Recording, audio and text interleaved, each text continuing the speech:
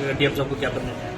जी, मैं डीएम साहब के पास अपनी फरियाद लेकर के आई हूँ कि रोज प्रतिदिन मुझे मानसिक रूप से टॉर्चर किया जा रहा है। मेरे परिवार के खिलाफ में षड्यंत्र रचा जा रहा है, मेरे खिलाफ में षड्यंत्र रचा जा रहा है। और ये षड्यंत्र के सूत्रधार जो है वो आदरणीय हमारे पूर्व सांसद सुब्रत पाठक जी, जिन्होंने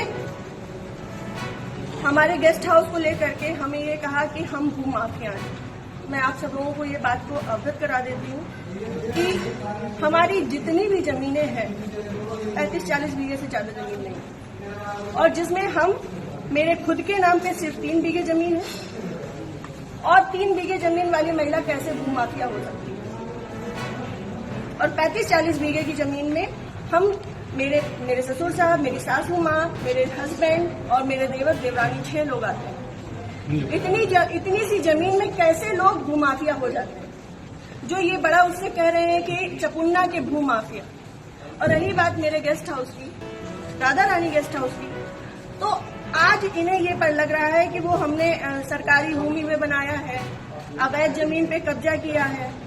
तब क्यों नहीं लग रहा था जब 5 साल से उसी में दावतें खा रहे थे, भारतीय जनता पार्टी की मीटिंगें कर रहे थे, हमारा पैसा खर्च करवा रहे थे, रोज मीटिंगें हो रही थी, तब क्यों नहीं ये आपको लगा था? आप पूर्व सांसद के ऊपर एक आरोप लगा रहे हैं। बिल्कुल, आप भी बीजेपी के कार्यकर्ता? मैं बीजेपी की कार्यकर्ता हूँ और बीजेपी में ही काम करती हूँ शुरू से लेके लास्ट तक, जब तक मेरा जीवन मुझे अलाउ करेगा, जब तक ये कन्नौज के नेता मुझे सहज भारतीय जनता पार्टी में रहने देंगे, तब तक मैं भारतीय जनता पार्टी की ही सदस्य हूँ।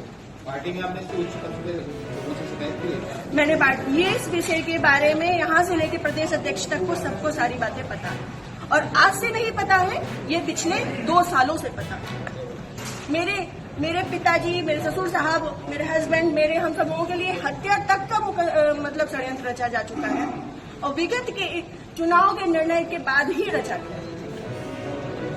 पिछली 4 जून को रिजल्ट आया है, पिछली 3 जून को ये हमारे गांव गए थे।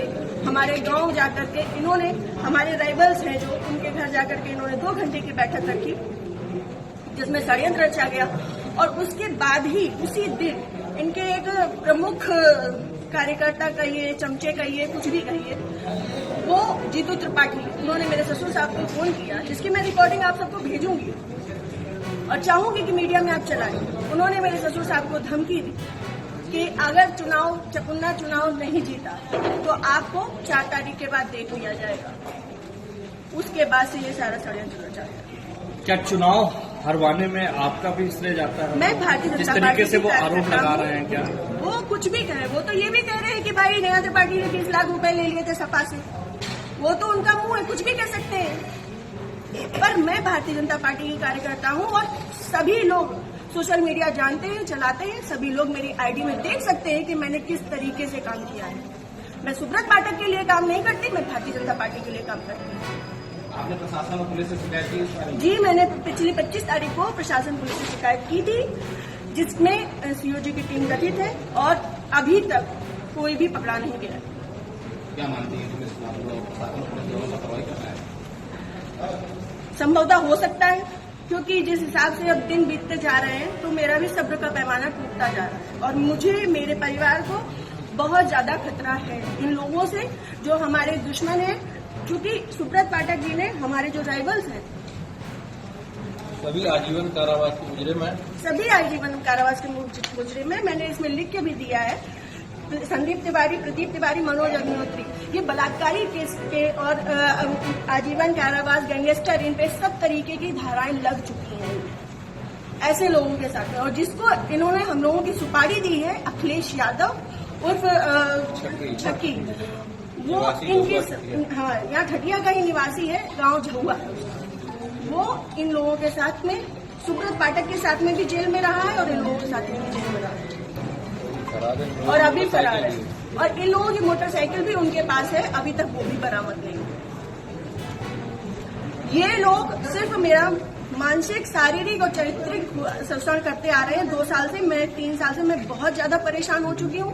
अब ये चीजें नहीं होंगी। आज आपने जिलाधिकारी से बातचीत की, क्या उन्होंने आश्वासन दिया? उन्होंने मुझे पूर्ण आश्वासन दिया है कि इस पे निष्पक्ष जांच होगी, क्योंकि हमारे पास रिकॉर्ड्स भी हैं, हमारे पास सबूत भी हैं और बहुत सारी चीजों के सबूत हैं। समय आने पे मैं वो सब आपके सामने रखूंगी।